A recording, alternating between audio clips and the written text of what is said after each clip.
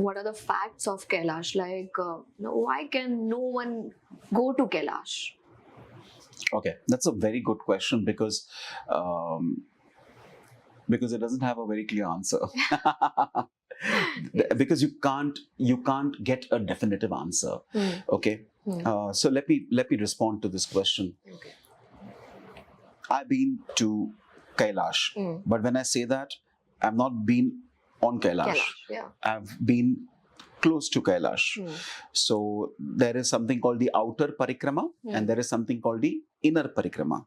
Okay, inner parikrama is where if this is Kailash, if this is Kailash, okay, so this is the inner parikrama, this is the outer. So you're closer. Okay. Now my guru,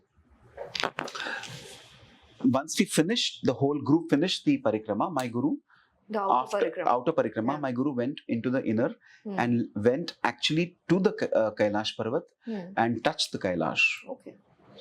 And when my guru did the Sashtang pranams to Mahadev in the form of Kailash, Swamiji heard something fall to the side, like a plop sound.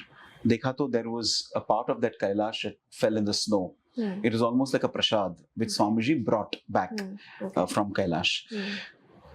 Now coming to your question, the facts about Kailash especially, more than facts, what has been understood is that, and I've also been there, it has different impacts on the functioning of the brain. People say, because you can't really, like I didn't carry my electromagnetic machine or something. This was 2001. Tabhi I bhi nahi the lagta hai. Today people use it for other things. But it is said that there are waves, electromagnetic waves, very strong. And they can have an impact on us. Okay. Has anyone climbed the Kailash Parvat except Shiva, who resides there? Not all the time, but a lot of time. There have been a few. There have been a few. There is one Rinpoche, a senior Tibetan, a monk from the Tibetan order, who has been known many hundreds of years back, who was known to have climbed the Kailash and meditated there. There's one more entity that these are people I know of. Okay. So Ravi, I'll make it very clear. When I'm on this podcast or any podcast, I will only share that I've experienced and what I've known for sure. True.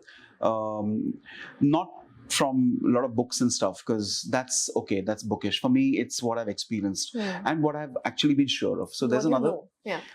I know, like from some people who know that a person has gone. For example, there's an ashram called the Hera Khan Babaji's ashram near Rani Khet in I think it's in Haryana, if I'm not mistaken.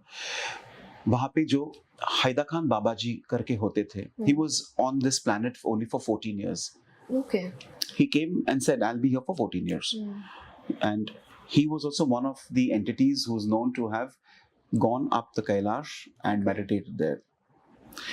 Now, these are entities who also, I believe, like these are who we know. There are others. There are sages who can live beneath the Manasarovar for hundreds of years.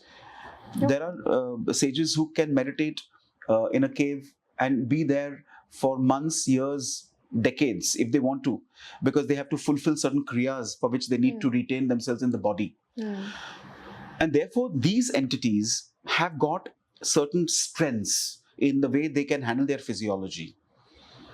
Okay. Which is why they are able to climb up the Kailash.